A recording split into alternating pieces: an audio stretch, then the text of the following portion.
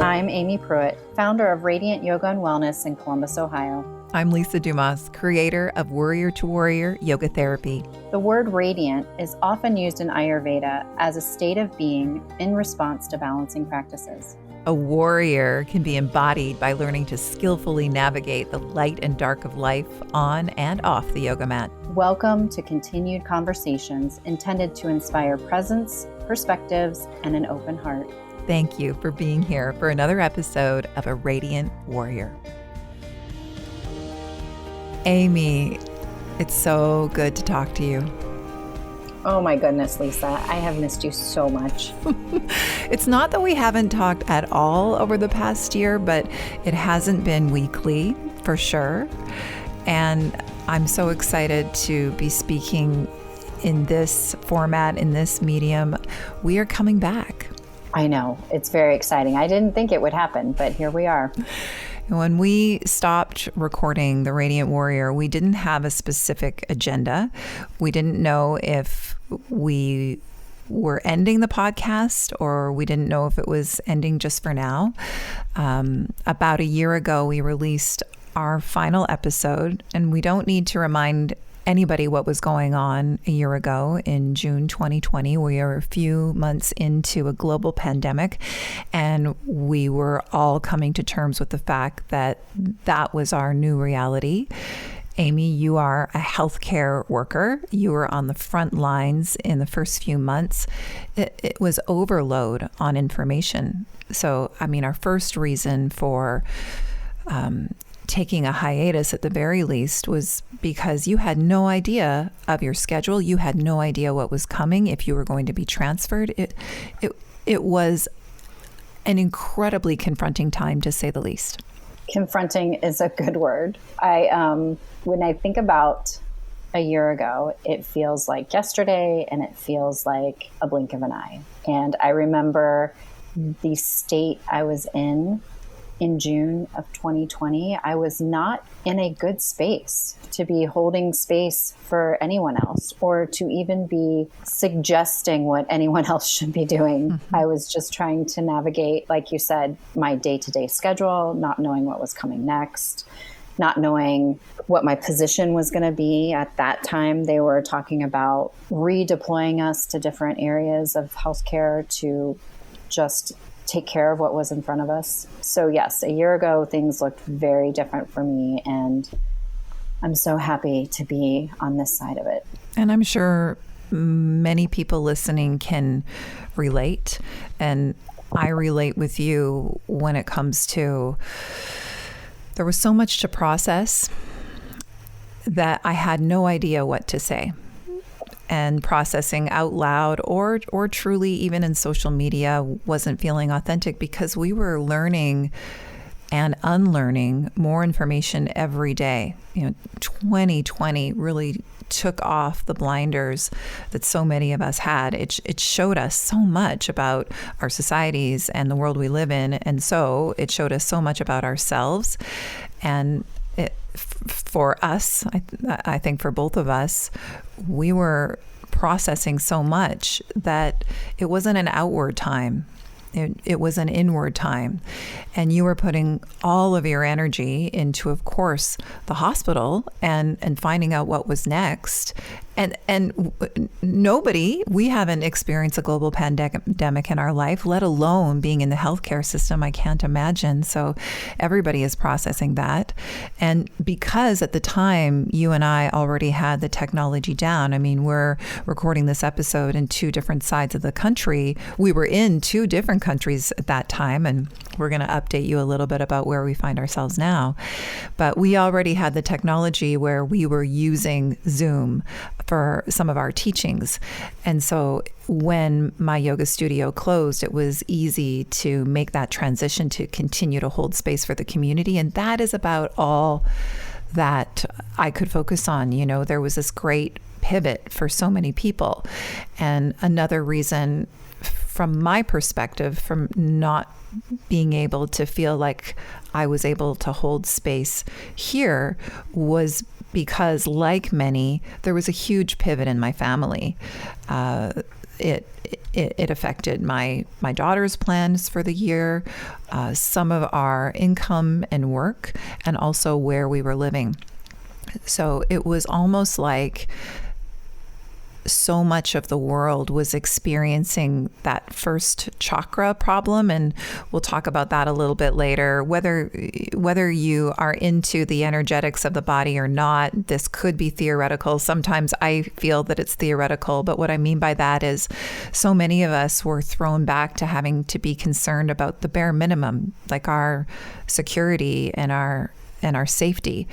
And so it's hard to think about personal development and anything extra when you're really down in the trenches tending to that part of life. And I think a lot of us were thrown back into that part of life, just reacting and doing the best that we could to take care of ourselves and our nearest and dearest. Mm-hmm. Mm-hmm. Things became very simplified in some ways. Like you said, just tending to the basic needs of myself and my family and our safety, our mortality. Mm-hmm. Being in healthcare, I had colleagues who ended up on ventilators, and that was going straight to my core of fear for my safety, for my husband's safety, being a nurse as well. And so, yes, when you are faced with how you are going to make an income and how safe is that way you make your income, and will that be enough? And also having children at home like you did, and my grandchildren, worrying about their safety and schooling, and just the madness of everything that shifted so quickly and reacting day to day. I don't know how we all did it. Like, I look back and I'm just astounded that all the shifts and all the transitions that the entire planet had to make to get through 2020, whether it was in our country, whether it was in Canada, whether it was in Europe, just how things changed, and the innovation and the technology and the way businesses adapted and the way schools adapted. It just blows my mind. And part of it is awe-inspiring, how quickly people were able to come up with solutions to problems. And I'm just, it will take me forever to unpack 2020.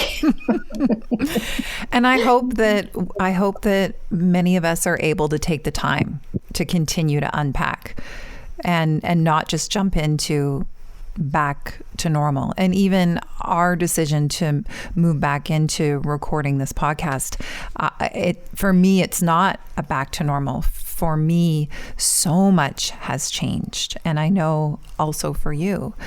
And so we'll be talking about that as we move on with newer episodes. Now, for this episode, this is a bonus episode. We are releasing this on the summer solstice as a celebration for this time of full energy in nature, for the celebration of the light coming back in many more ways than one. And in celebrating the good when we can. This is not a full new episode. Aimee and I are here giving a brief update, and we're also going to do an update on an episode that we are going to replay for you. So last year on June 25th, we released an episode in conjunction with the summer solstice last year. And in that episode, we offered a lot of different information about what the summer can bring from a therapeutic yoga and Ayurvedic perspective. So we talk a lot about the doshas and the pitta dosha, and we go into explaining what the doshas are a little bit, an overview of them, and what pitta means in this coming episode. So we don't need to say too much about it right now, but we do talk a lot about burnout and addiction and some of these fiery conditions that we can feel in our bodies and our minds more prominently at this time of year. So we both have an update on what we discussed in that episode, but this episode was so full of what I consider to be really important wisdom from yoga and Ayurveda to help us and be a support system through the summer months that we wanted to replay it for you. We also offered a 7-week live series last year at this time called A Radiant Summer, and we were giving our students that joined us live everything that we know really about staying balanced and feeling cool in many more ways than one, in our body, in our minds, and in more of an open heart throughout the summer months. And we are going to re-release that entire course today as well. So we're back to update this episode a little bit, but our official new episode date is going to be on Tuesday, the 29th of June. So in a little less than a couple of weeks. And you will have a new episode pretty much every Tuesday. That's our intention. But also, it should be said that one of the reasons that we didn't beat ourselves up for pausing the podcast is because you, our listeners, if you were ever feeling overwhelmed in your schedule, we would hope that you would allow yourself to peel back something that maybe didn't feel right at the time. And so that's why we did it too. Mm-hmm. Definitely trying to practice what we preach.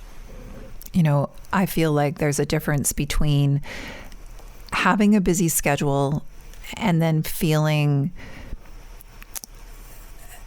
emotional upheaval, and having a busy schedule, but feeling connected to contentment.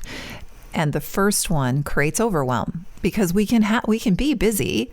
We can be busy and feel tethered to our purpose, or we can feel busy and have a lot of upheaval going on in our lives with the people that we love, some conflict in our lives, and then that creates that busy mind, and that's what causes overwhelm, and that's what can cause burnout. And that's something that's in your history. You talk about it in this podcast that we are updating for you here. And so I think you're cognizant of that. You can feel it when it's coming. And me too. And that's the first update that I'll offer going into this replay of this podcast, is we talk a lot about how to balance pitta. Many of us are dominant in pitta, and that's wonderful. There's light and dark in all of these doshas. Not one is better than the other. We're only talking about when a dosha becomes imbalanced. It's when we can start to feel imbalances within ourselves. And again, there's nothing wrong with that, but if it's affecting your life, you may want some support. But my most recent teacher, one of the gifts that he has given the world with how he views pitta is balancing it means to really sensitize yourself to the attributes of it. So not only feeling the physical heat in your body, but starting to notice when frustration, irritation, burnout, starting to notice when that heat is rising. So learning to become very sensitized to yourself, noticing, am I going for a run today because it's Wednesday and this is my running day, even though it's hot outside and I'm really tired? Or can we allow ourselves to move in a different way that day that keeps us moving, that keeps us feeling as though we're still honoring our wellness goals, but it's something that's kinder. It's something that is more cooling to our bodies and our minds. So that's the first update that I'll offer for the episode we're about to share. So after we released that episode and we put the podcast on hold, I really needed those lessons in my own life. My life's work on myself has been overcoming burnout and grief, and to have such a time in our history where I felt like that's all I was feeling last summer was intense burnout and horrible grief. Having the teachings of Ayurveda and having the teachings of yoga and surrender and releasing of attachments and feeling that fire in me just rise to the surface constantly last summer. I rage cleaned my house quite often to try to dispel some of that fiery energy. I allowed myself to not try to be all the things all the time and watched people around me try to keep their motivation going and have these challenges and these goals and seeing these memes that said, if you don't come out of quarantine with a 6-pack, what were you doing? And feeling so opposite of that, feeling that if I went down that road, I would just be creating more burnout, more fire in me, and more sadness, and not dealing with the sadness that was all around us. Really leaning into the practices that balance pitta, finding deep rest, allowing myself to rest often. So many times last year, my yoga practice was lying on my mat with a blanket with the lights out. And that was my complete yoga practice. And that's what I needed to balance everything else that was going on. Any kind of cooling practices, any kind of restful practices, not trying to channel this energy that we would normally be expending with all of our quote unquote normal activities before the pandemic, but seeing how people were trying to just replace their activities or replace what they were doing with other things. I just set that down, and it was the best thing I could have ever done for myself last summer to not move further into what I quote unquote should be doing with my time when I wasn't at the hospital, what I should be doing with my body to better utilize our quarantine time. I just gave myself such grace last year, and I'm very thankful for that. My tendency could have been to move further into creating, doing, being more aggravating pitta, becoming more angry, becoming more overheated, moving further into burnout, and then hitting a wall, because that's my tendency. And just putting a pause on it. And maybe that meant that we didn't do the podcast for a while. And maybe that meant that I had to shut down my beloved studio for months because I just couldn't do it all. I couldn't be at the hospital and I couldn't run a studio. I just couldn't hold space for people and know that I was keeping a safe space. So, and maybe that would have been the nail in the coffin for the business. I wasn't sure, but I knew that the kindest thing for myself and for my students was to be honest and say, I can't be in all these places at once. I have to devote my time right now to the hospital. And if that means that the studio stays online for a long time, that's what I chose to do, and not try to be everything to everyone. I'm so grateful that we have these practices and what the practices look like when you are faced with stress, such as a global pandemic, and how they served me over the past year. I am eternally grateful for having those tools in my toolbox. You just spoke so beautifully, and it was a great update to how we spoke about pitta last year. You know, pitta helps us to create and to take action. And one clue that it might be getting a little hot is that word should. Oh, I should be doing this, where it feels more like we're forcing ourselves. I also love to hear you talk about channeling. When we do start to feel frustration and irritation, there is a place where we can take that energy so it doesn't destroy the boundaries of somebody else or of ourselves.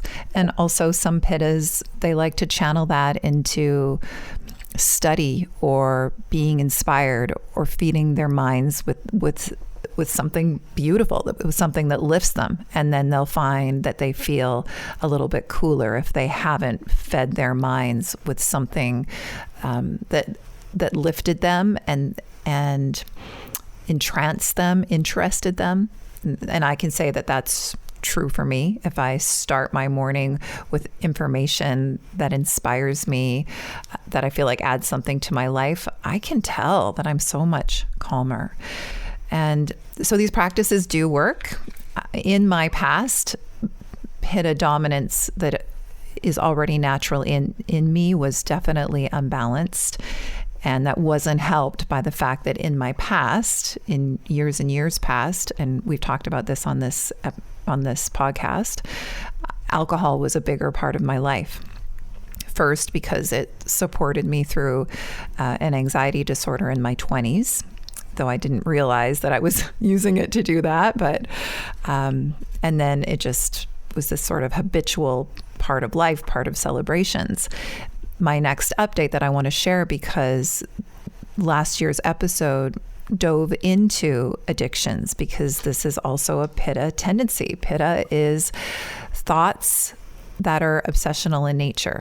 And we all have something that takes our attention so much that if you imagined what life would be like without that specific thought about doing that thing or having that thing, how much space there would be. And we all have something. And for me, last year, back to what we were talking about in the episode, you talked a lot about letting go of alcohol and your journey with it, and how at that time you were, I think, 3 years. So now you're just about 4 years abstinence from alcohol, right? Alcohol free. Mm-hmm. Yeah. And the big change for me is by not exactly a year ago, but almost a year ago, I too put that down. We're not making, any claims here. We're only talking about our own experience. And in my experience, to further balance my pitta dominance and to feel a lot more grounded, and also to bring the cooling element of water in, to feel more content and tranquil, putting that down has been everything. I can't tell you. And we will talk more about that in new episodes, because it's been a big part of both of us and our journey. And that's just speaking for ourselves. That was what was right for me. I could see that it wasn't helping. I could see that when it was in my experience, that it was amplifying obsessional thoughts. And maybe even just obsessional thoughts around guilt or not feeling good enough or not doing enough, because it was just not contributing to my overall energy, to my overall life force. So laying it down is one of the best things that I've ever done, and I know is helping me to feel as I feel now, and way more connected to the sweetness of life and the gratitude of life, even though many challenges that arose last year at this time are still lingering in my life. There are people that I love dearly that are suffering. There was already a mental health crisis. We know this. And many of us felt everything that we suffered with spike last year. And if there's one really big reason why I wanted to do this again, is this is what I do.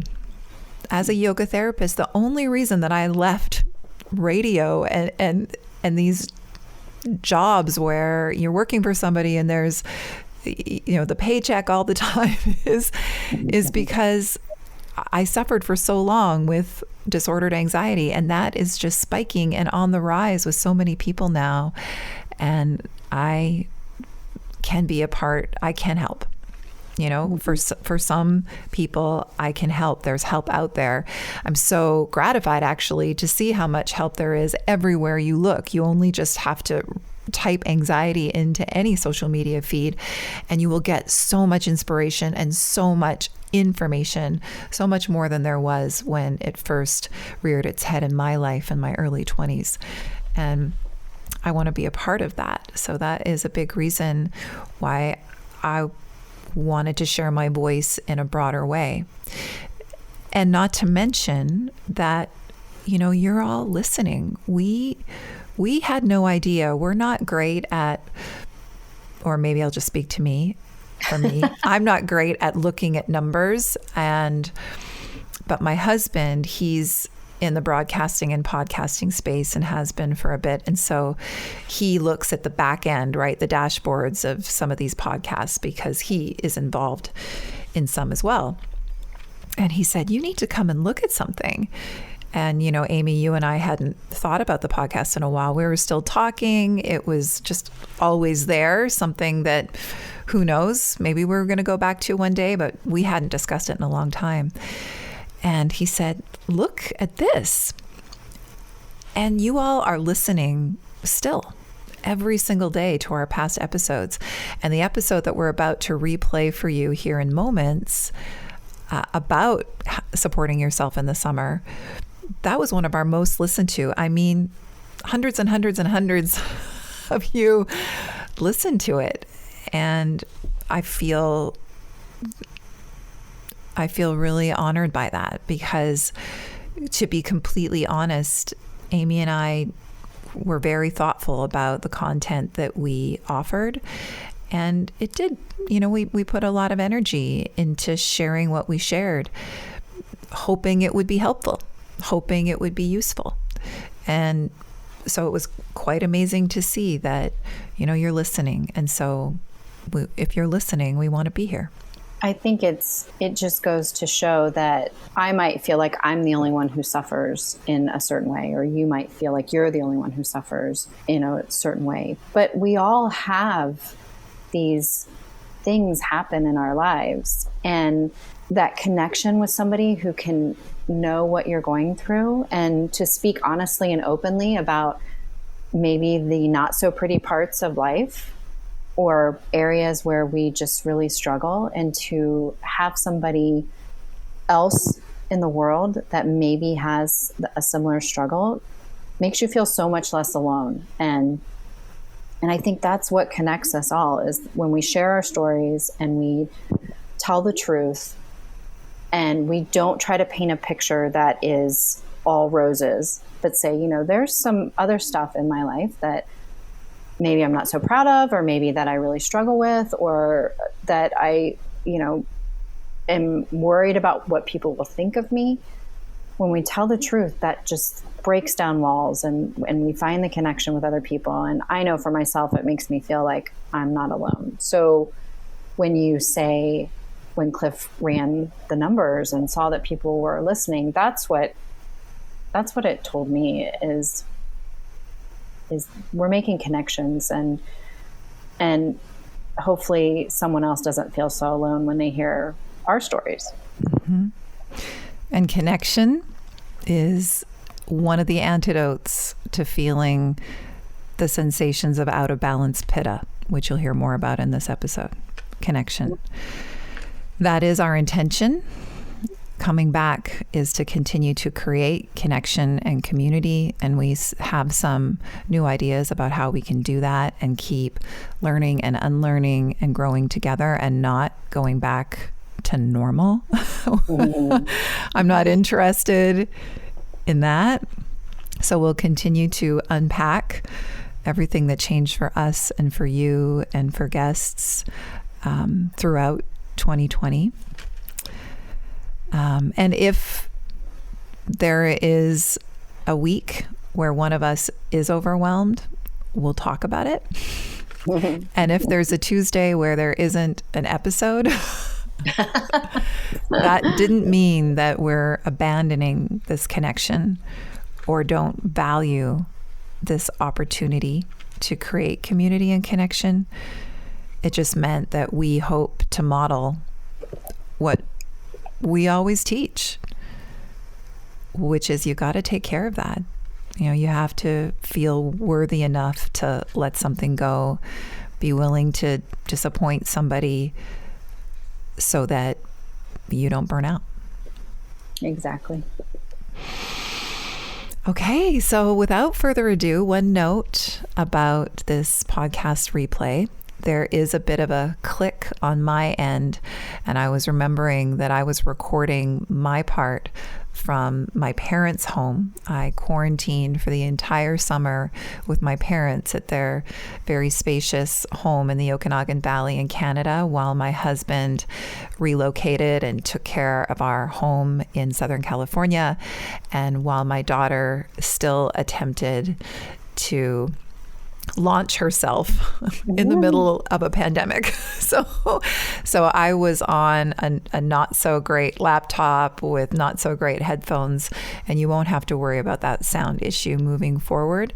But just a note to the listener that there is just every once in a while a slight click on my audio and on my side, and a reminder that we will come back with our bigger updates to our regularly scheduled programming, but not back to normal, on Tuesdays, heading forward, starting on Tuesday, the 29th. Happy Solstice. If you are interested in learning more about the program, A Radiant Summer, that we are re-releasing, it is such a robust course. Please go and have a look at lisadumasyoga.com, amypruitt.com, on our social media channels. Join us at the Radiant Warrior community in Facebook. We're going to come up with some more ideas of how we can continue our connection there. And thank you so much for being here. It means a lot to us. Yes, it does. It means the world. And I'm so excited that we get to talk each week again. I love it. So inspiring to talk to a friend that you feel really safe with. And I hope for everybody listening that you have somebody in your life that really sees you, because that is also just incredibly healing and cooling for our systems. Well, I love you. I love you. There are some things to consider when we transition into a new season, and especially right at the solstice. And when I was researching what we were going to be offering, what was really beautiful for me to think about was it's a time to be able to really offer gratitude for the sun. You know, I think that we know the power of an appreciation practice and being grateful for everything that the sun gives us and the earth gives us, but to be able to spend an entire practice offering gratitude was a nice opportunity, and something that is supposed to be quite healing for us at this time of year. And also what my research was showing up is that in different cultures around the world in our history, there have been a lot of festivals that are marking the arrival of summer, and those festivals have a lot of fire in them. And because the element of fire symbolizes the life-giving nature of the sun, and then that brought to mind the element of fire and how Ayurveda relates the element of fire to one of the doshas called Pitta, and summer is actually Pitta season. So there's a lot to discuss here to let people know about how this dosha can affect our bodies, our minds, our emotions, the way we relate with each other, what we might deal with when it comes to inflammation and physical disorders, and the way we might think. So do you want to share with our listeners a little bit about Pitta and what it is? So in Ayurveda classifies us primarily through three doshas: Vata, Pitta, and Kapha. And you have probably heard us talk quite a bit about Vata on this podcast. Vata is considered the king of doshas, that it kind of pushes the other doshas around. But this is Pitta season. So summer becomes Pitta season. Pitta is the dosha in Ayurveda that's made up of fire and water. And it is the dosha that controls our metabolism in our body, how we digest our food, how we digest thoughts in the mind, how we have discernment. It governs the emotion of anger, and it can be put out of balance by too much heat. So if you have a strong Pitta dosha, everyone has all three doshas in us, but if you primarily have a dominant dosha of Pitta, you might have some extra challenges during the summer. As it gets hotter outside, you might find yourself hotter on the inside. Your emotions might be shorter. You might tend towards anger or becoming critical or sharp. You might feel the heat much more than somebody else. You might not like the heat or feel like you get overheated easily. You might have problems sleeping when it's hot. Someone with a Pitta dosha typically does not have problems sleeping, but if they get hot, that's going to be what wakes them up and cause them to not be able to get back to sleep. They can become hangry if they don't eat when they are expecting to eat. So having regular meals for Pitta is very beneficial. And this is the time of year where Pittas can tend more towards burnout because of the heat. They are the doers and the leaders and the entrepreneurs and the bosses, and that heat might be stoking their fire even more to get stuff done. And the real work for Pitta during this time of year is to be mindful and slow down and show some gratitude towards everything that they have in their life to help counterbalance that burnout. They might see the longer days as an opportunity to get more work done. And that's where their work really comes in, that they need to schedule periods of rest and vacation and go to the beach and sit in the ocean and go to a lake and find all the ways that they can cool off. But they can really struggle with this time of year because it's stoking their fire even more, and then they can tip into pitta imbalance. Yeah, I think the dosha model is so helpful and beautiful because it's definitely symbolic, right? We're talking about having these different elements in our body, but when you learn about each dosha, how it affects us on different levels, it does match up with Western science in many different ways. And then I also love it because it offers a very holistic way of harmonizing each of the doshas. So I really love that. And we might know that we are a pitta personality, as you say, if we are somebody who will work really hard, wants to get all of the things done.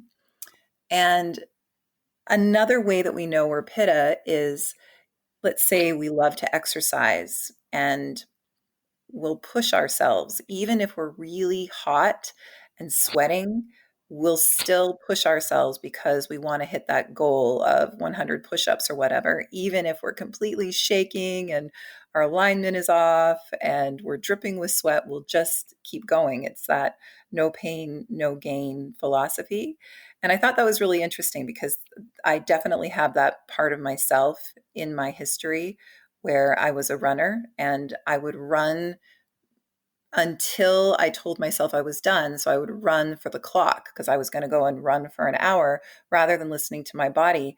And for a lot of people who are pitta, there's a desensitization that's going on that we may not even realize when we're overheating.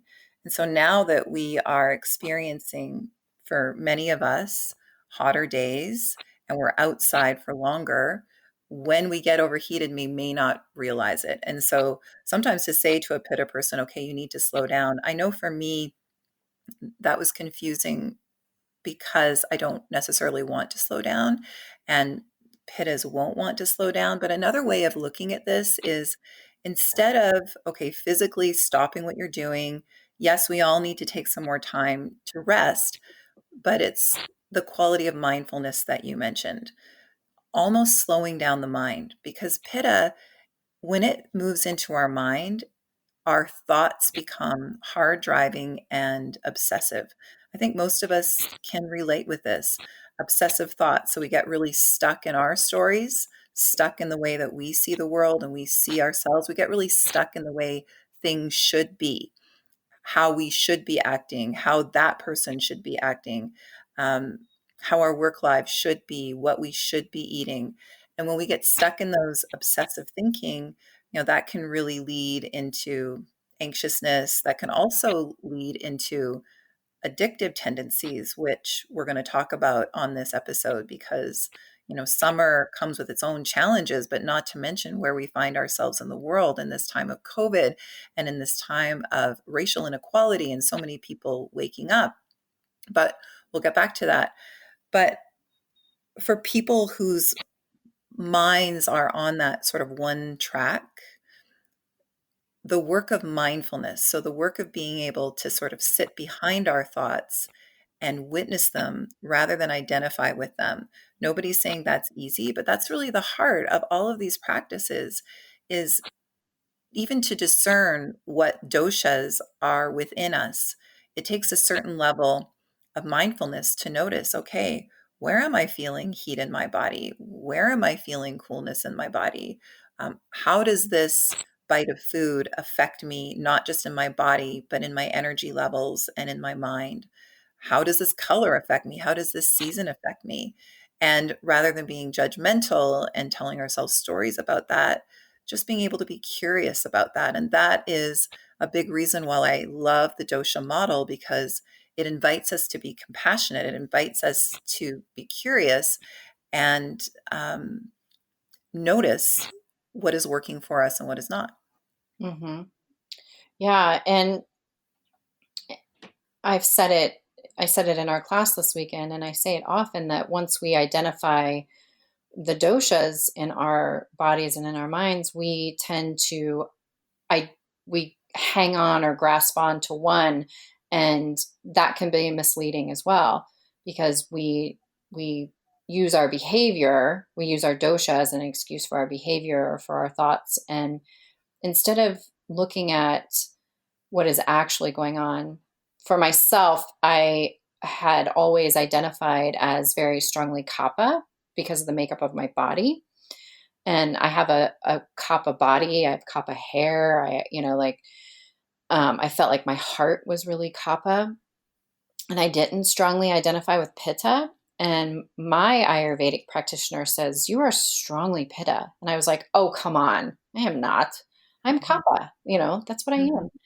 And I'm a caregiver. I'm a nurse.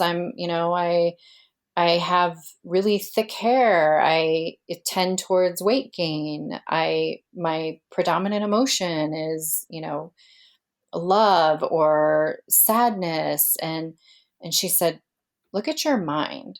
And I was struggling with burnout. Like, my whole reason for going to see her was because I was burnout. And I had to look at my actions, because it was like this whole part of me that I wasn't even recognizing, about being this overachiever. And I would relentlessly pursue certifications and degrees and positions at work, and be on the next committee, and want to put another accomplishment check next to my name, totally blind to the fact that these were all very pitta actions, because I wasn't a pitta, no way.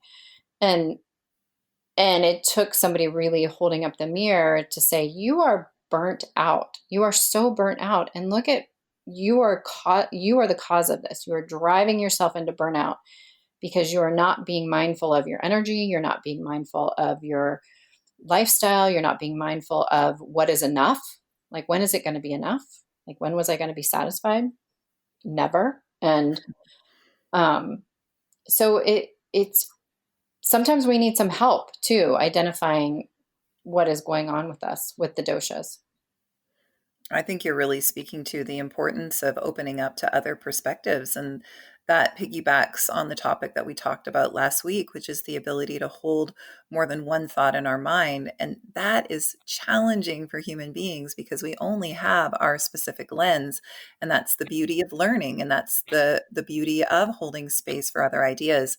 And just like we're noticing in our outer world right now, something that we taught at our Solstice class is this is a nice time to notice our interconnectedness, not just with nature, but with each other. And while the media shows us all the ways that we are divided right now, we can also hold the other true thought that we have a great deal of interconnectedness, and that is being shown to us through social media and the sharing of all of these new ideas and the sharing of information that is waking us up to our racial biases. Like, you're speaking on a micro level of an experience that you had of somebody else illuminating something about you for yourself that then helped you to expand your perspective. And I feel like that's happening on this macro level. And it's challenging for people. And, not just the pit of mind that has the story and it's hard to see things in another way. It is hard for everybody to change and see things in a new way. And we're seeing that as well. And I'm hopeful with the changes that are happening that we can see that that's what we have in common as well.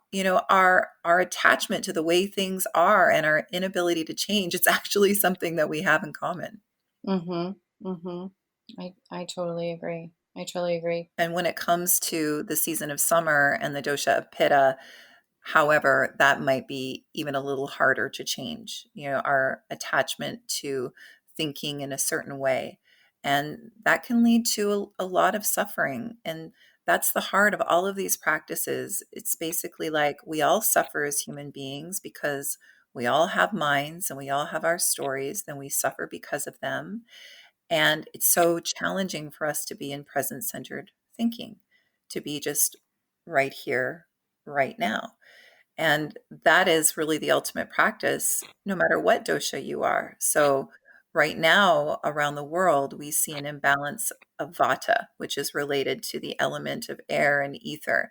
And it's very destabilizing. It's about things changing, it's about turbulence, it's about chaos. And so, I think on this universal level, there is an imbalance and a turbulence and so much change going on. And then the rest of our doshas, the rest of our constitutions, whether we talk about it from a Western perspective or an Ayurvedic perspective, the rest of our constitutions are going to be unbalanced because of that. So I wouldn't be surprised if our tendencies are being heightened right now. Um, and mindfulness is really the answer. Practices that allow us to be present so that when we read that post on social media and we have an experience of an emotion, are we able to take a moment and watch that emotion and let that guide us into information about why we're being triggered rather than sort of immediately responding? I mean, Mhm. isn't that the lesson that we all learn is, kind of responding immediately out of an emotion without being present and being a little bit more mindful. That can be a challenge for us, being mindful of what else is coming up. It's very difficult right now where we are in this world to sit with our minds because there is a lot to suffer about. There is. Mhm. And for many people that struggle with any form of addiction, whether that be a lot of social media, a lot of food, alcohol, drugs, sex, this is really a way to take ourselves out of the discomfort of our minds. And even though it may seem so simple, the practice of mindfulness can be incredibly helpful there. I know for myself and for a lot of clients that are coming to me that have struggled in the past with maybe food and alcohol, this time of isolation and this time of unrest and upheaval and confusion, it is just heightening all of those tendencies and the need to resist the discomfort that we feel within. It's just a reminder that these practices that we're learning in these systems can be helpful because we feel this discomfort in our body, a craving to get out of suffering. And then we'll reach for something outside of ourselves when really the reminder is we have what we need if we can allow ourselves to sit in discomfort. And then we should talk about that a lot of what we're reaching for in the summer months, because we've been taught that that's what summer is all about, can even imbalance us further. Mhm. Yeah, what you said about the emotion, like there's a lot to be outraged right now in the world. Mhm. There's a lot to be that we should feel outraged about, or that we are feeling outraged about. But like you said, bringing in that mindfulness to also be mindful of periods of rest, that we cannot carry on the work of working on whatever is causing us to be outraged if we 24/7 live in outrage. Like, we have to also find periods of rest so that we can continue to do what needs to be done. That's really interesting because I know for me and a lot of other people that I talk about that have in the past or do right now struggle with over drinking or the overconsumption of food. It's only when they have that first sip that they actually feel like there's been some sort of shift that allows rest, that it doesn't feel like a busy mind can shut down until that first drink. And it's such an experience of calm that it then allows them to rest. And I hear that story time and time again. And I offered a practice once to a client, based on some work that I did with myself. We're talking about the doshas, we're talking about Pitta and how it's kind of related to the element of fire and that hard driving personality. And other systems, and in Western psychology, you might even relate that to the masculine. And we're not talking about gender here at all. We're talking again in symbolic terms in order for us to understand our psyche. But everybody has quote unquote energy that has that masculine touch to it. And you can think about that as the achiever, as you say, the leader, the doer, um, working structure, responsibility. And then if you think about the feminine, again, not from a gendered place, you think about more receptivity and rest and love and softness and ease. And the practice of yoga is all about the perfect marriage and harmony of these two qualities. Like on our yoga mat or in our movements, we don't want to be too rigid and have it be all about power and force. We want to have power and strength, but then within that structure, we want to be able to be fluid and be relaxed. Like the ultimate yoga practice is called relaxation and action. And then we know that yogis, what we're practicing on the mat, we're really practicing for the yoga of our life. And how can we find relaxation and action out in the world? And that battle between the masculine and feminine in our psyches, I think, is also a big contributor to a lot of women that I have spoken to who feel like they have to do it all.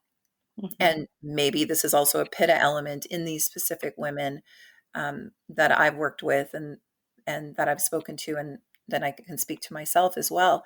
And it feels like, the wine or whatever it is, the substance, as soon as it comes in, it softens that quality and it allows more of the fluid flow of the feminine, something that our culture is missing completely, honestly. I mean, if you speak to the teacher that we had on our show, Mary Campbell, that's really one of her big concerns when she looks at our culture and the patriarchy, how she doesn't see a lot of femininity and the healing power of that. What are your thoughts? We've never talked about that before. What are your thoughts about how alcohol can kind of have the masculine, or even let's say the pitta, stand down for a moment and you're able to take a breath and finally feel like you can relax? Well, I think I can only speak for, myself and like my relationship with alcohol. I was in that state of a very masculine way of living as far as doing and achieving and working and not allowing the more feminine aspects of myself to rise. And so it wasn't a natural way for me to be in the world. And I was suffering from that burnout and frustration. And so what I was seeking when I was living this unnatural way was relief. Mm-hmm. I wanted relief and I was uncomfortable. And when we look for those things to ease our discomfort, whether it's reaching for a drink or reaching for sugar or numbing out in some way, that's what I was seeking. I was seeking relief. And pittas don't innately give themselves permission to rest. And so for me, having that pitta mind, I wasn't giving myself any permission to rest, any permission to slow down. And so then I turned to alcohol to create that bridge to rest, what I thought was rest, what I thought was relief, when really it didn't allow me to rest. But it, like you said, it gave you that moment of like taking an exhale, like, oh, okay. But then it came with a whole host of other things. And if pittas could tap into that mindfulness instead, that permission to turn it off for a minute, to, if they're sitting in discomfort, an uncomfortable feeling, I don't think has ever killed somebody, but we think it will. And we want to run from that discomfort and we want to squash that discomfort. And so then we look for other things to flip that switch for us. And what worked for me was realizing that what my coping mechanisms weren't working anymore, or they weren't beneficial to me. And what I was truly seeking was relief of discomfort and rest, that I had to sit in the discomfort. And it wasn't as bad as I thought it was going to be. I didn't die from it. And then I could navigate to the other side, and then I could find rest. So removing that, what I thought was the bridge to rest, alcohol, sugar, distraction, and then actually facing discomfort, facing what wasn't working, overworking, overdoing, achieving, burned myself out, looking at that instead of, I thought I was just going to continue on that way of life. I'm going to keep doing, keep working, keep achieving, keep doing the things, but I just need something else to help me keep doing those things. When actually I needed to really examine what was working and what wasn't, so that I didn't need the addictions to cope with the things that weren't working in my life. Does that make sense? Yes. And, part of what you said, we sure don't want to rain on a summer parade here. However, during this time of year when a lot of our celebrations are centered around sugar and alcohol, it is the consumption of alcohol and sugar that is actually really aggravating to pitta. And I only say that just, take it as a form of education, because educating myself about my own constitution and what worked for me when it came to what I was consuming and not was, and continues to be, kind of a part of my healing, and recognizing that even though I want something and I like something, and it doesn't mean that it's good for me or that I even have to have it. So, this is not intended to be a lecture at all, but only just informative. And that was something that I didn't know until I learned more about the Pitta dosha, and how if we have that we all have that in our constitution. But as we say, if we are even a little bit predominant in that, this is the season where it might become even more out of balance. And if we are adding fuel to the fire, so to speak, then we might notice some of the conditions that can arise from pitta's flame roaring a little bit high. And that can be that obsessive thinking gets a little bit more, and it's a little bit harder to open up to broader perspectives. That can be inflammatory conditions, like IBS and joint inflammation and skin rashes. I mean, again, it's all very symbolic, right? So think about heat and redness and heat in the body. And these are conditions that we can experience, but also it can fuel us towards more addiction. From a therapeutic yoga perspective, our teacher teaches us to help our clients with addiction through pitta balancing, because it is an obsessive quality, just like the obsessive nature in our mind, what we're reaching for over and over again, and not being able to see clearly that the benefits may not outweigh the risks of the behavior that we're choosing. That's obsessive in itself. As you say, cooling down the fire, not necessarily with just stopping and putting cold things in your body, not at all, but think about cooling down that hot, angry mind with the energy of love and the energy of gratitude. And that comes back to this time of year and how nature is just naturally going through its transitions. And we're not used to looking outside and noticing that what we see outside is affecting us within. And now might be the time, to take some time to notice the beauty of your surroundings. It's actually very healing for a pitta mind. And pittas do enjoy beauty. And when they look up from their work and their thoughts and their to-do list and take some time to do that, that in itself can be really balancing. Have you found that for yourself? Absolutely. It can take a long time to get a pitta to look up from their work, and there can be resistance because they love a plan and they like to complete a plan, and they don't like to deviate from the plan. They do not do well with detours.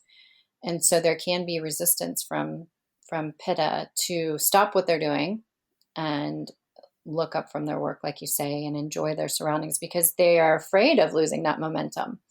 They have a real struggle of giving themselves permission to not do something, to not complete something, to not take control of something. And so that is the struggle of Pitta. You were really open in one of our earlier episodes. It's called the one about alcohol. And you shared with our listeners that you have cut out alcohol completely. Mm-hmm. Would you be comfortable sharing a little bit more about the path you took and the journey that you took for your recovery? Because aren't you over 3 years? Where are you Mm-hmm. in your sobriety? Almost 4 years, three and a half. Almost Yeah, three and a three half and a half. years. So October. Yeah. So for me, it required complete abstinence. I wasn't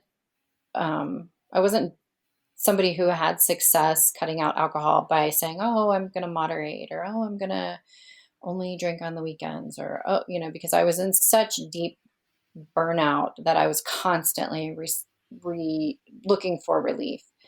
And so for me, it took complete abstinence to cut the ties with alcohol. And and for me, that works in other things too. If I'm going to cut sugar out of my life, I'm going to have to cut it completely out, because I'm not going to navigate well in trying to say, "Oh, I'm going to cut back," because I know myself, and I don't do well with that. So for me, it was 100%. I just had to say no.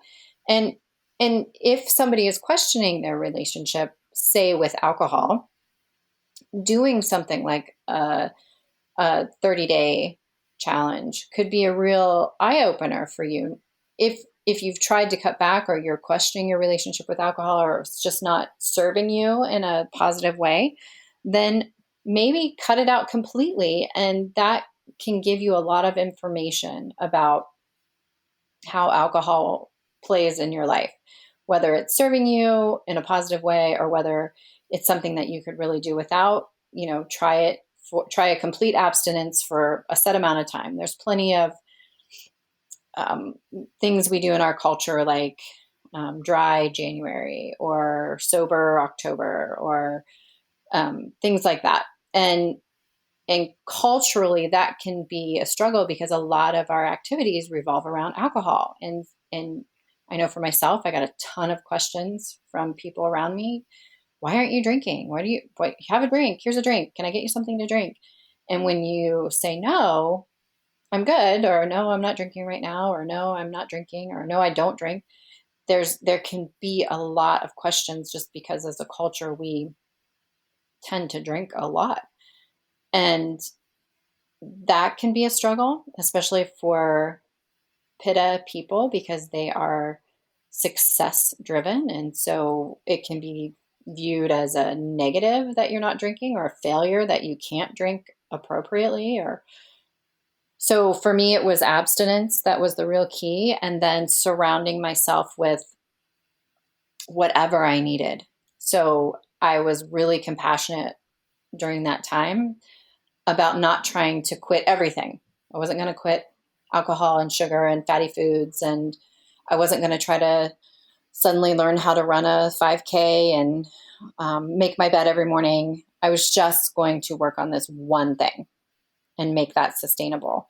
Because if I had tried to do all the things, then I would have probably burn out on all the things and not have been as successful with removing alcohol. So if I can offer anything, it's just to focus on one thing, but focus on that one thing with laser sharp focus, like Pittas can. Pittas can really hone in on wanting this one thing to be successful. So if it's something that you want to remove from your life, whether it's alcohol or sugar, this might be the time that really you find success, because during the Pitta season, there can be a lot of focus and a lot of discernment. That could be the thing, because of the heating qualities of alcohol, that it could exacerbate the negative effects of alcohol or how it affects you, this could be a really great time to try it. That's such a key point that you made. The qualities that Pitta have of being very focused and intense and able to complete tasks can be thrown in to tasks that are skillful for us. So my teacher has said, and I've heard this in other places, and I really believe it, we're all addicted. We're all addicted to something. And being able to throw those qualities into getting very interested in pursuits that are helpful for us is something that we can do. But I'm curious because, we're talking about the pitta mind and how that contributes to obsessive thinking, and then obsession can also equate addictive behaviors. What led you to that full and total abstinence? Because you're talking about the choice that you make, but was it first a practice of mindfulness, like really noticing that the risks were outweighing the benefits for you, that the negatives were outweighing the positives? And then was there a re-education of the mind? What happened for you in order to make that decision, and what perspectives arose for you? So that period of my life was kind of the height of my burnout and my sadness. I had kind of a culmination of many years of things that had occurred in my life, and continued to like plug along, like not honoring a time to grieve, not honoring a time to rest, not overachieving. And I just hit a brick wall. Like I just like could not go on anymore living my life the way I was living it. I was finding very little joy in my life. I was really looking at my life through a black and white lens. Like it was just very gray. I was trying to numb and squash this sadness and this feeling of not having achieved, even though I had run myself into the ground. And so I was using alcohol more and more to try to numb those feelings, which then in turn numbed all the feelings. So I wasn't finding joy and happiness and gratitude either. And I knew that I couldn't go on that way, that life was too short, and that I wanted to find joy again. And even if it meant facing my sadness so that I could feel joy.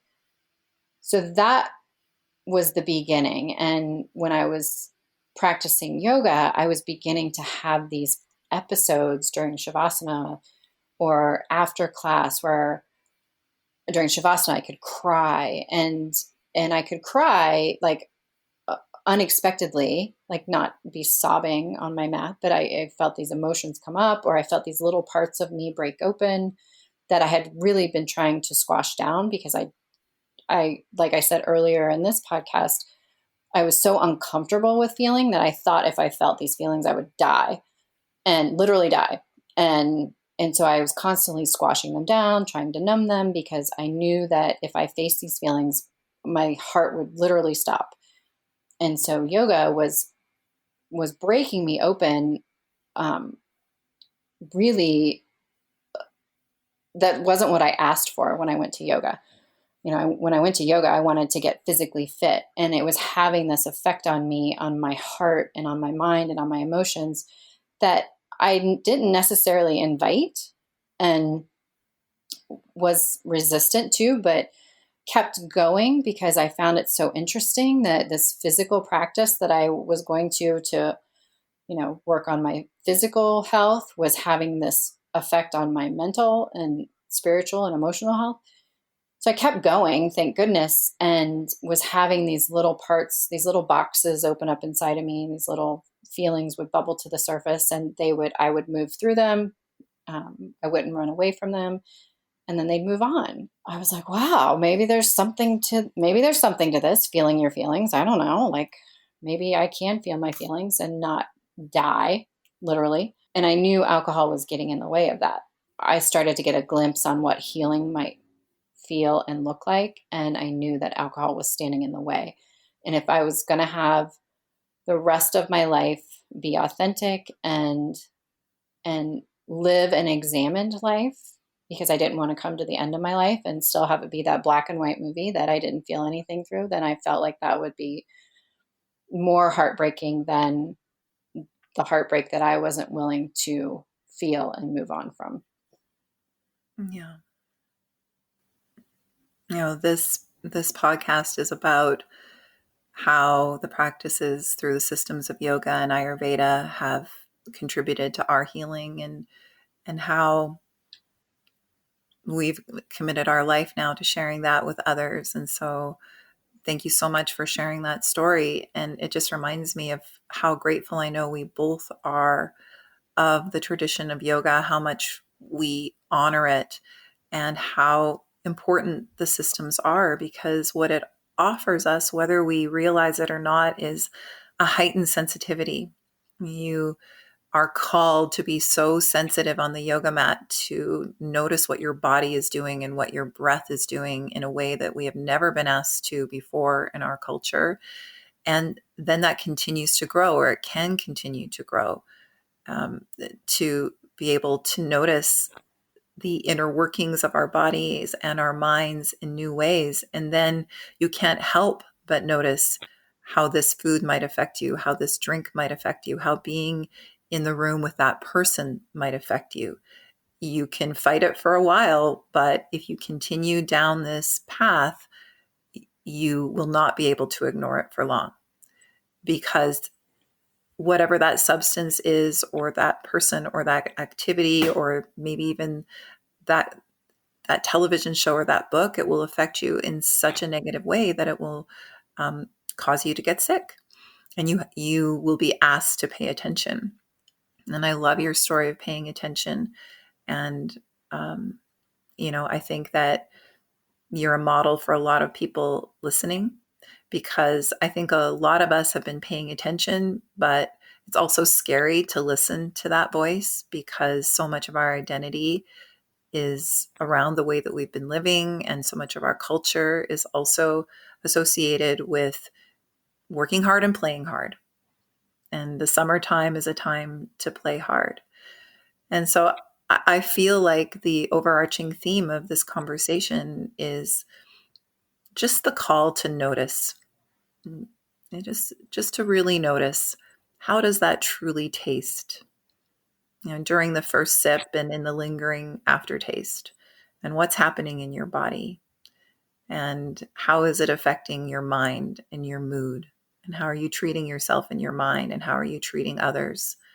How is it affecting your sleep, your joy?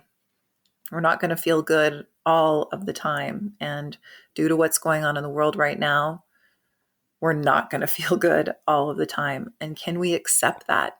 Are we able to accept that sometimes we're going to feel pain and intense discomfort and grief and worry? And like you said, we haven't heard of anybody dying from a bad feeling, but it's almost radical not to run out of that bad feeling, because we are shown hundreds of different ways to change that feeling, to shop it away, to distract it away, to drink it away, to eat it away, to love it away, right? We're shown a million different ways to run from it, and very few ways to sit in it.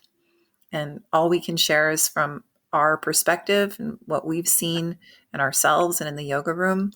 But being able to be with the craving to get out of suffering, sitting with it, eventually does allow it to move. And it's almost like we're then adding that element of water and earth to the element of fire. Is we're allowing ourselves to get present, which is grounding, and we're allowing what we're stuck in to flow. We never really know how these conversations are going to go, but that's why I love having these conversations with you. That's why I love teaching with you. And we'd be remiss, not to mention to our listeners that everything that we're talking about, the qualities within us and outside of us right now, and how we can manage our bodies and our minds, not as another should, but just as a way of being able to hold greater space for ourselves, and all the upheaval and the transformation that is happening and that we are called to answer right now. We're going to be teaching about that live actually weekly. And this episode will come out on Thursday. And so this coming Sunday, Aimee and I are going to be starting a 7-week program called A Radiant Summer. I am thrilled to be able to do this with you. 7 weeks live every week. We'll be meeting with our students in the Zoom room, and we'll be supporting each other through the high, long days of the summer season. Mm-hmm. Yeah, you can expect 90 to 120 minutes of intention and breath and movement and meditation and philosophy. Aimee, you're just so beautiful at offering so many lifestyle skills and food ideas from the system of Ayurveda. So this is something that we've been thinking about and creating for a long time. Let's just be open, it's very mindfully and thoughtfully priced. So we would love to see you. You can just read the show notes to go right to the link, or you can go to aradiantyear.com and register to join us. And then we'll be practicing together 10 a.m. Pacific, 1 p.m. Eastern, starting this Sunday. Yes, I'm looking forward to it very much. All right, Aimee, I will talk to you soon. Love you. Love you. Thank you for listening to the Radiant Warrior podcast. If you found it valuable, please leave us a positive review to help others find it. And please check out the Radiant Warrior podcast on Instagram and Facebook to leave us your questions and find out where you can come and practice with us next.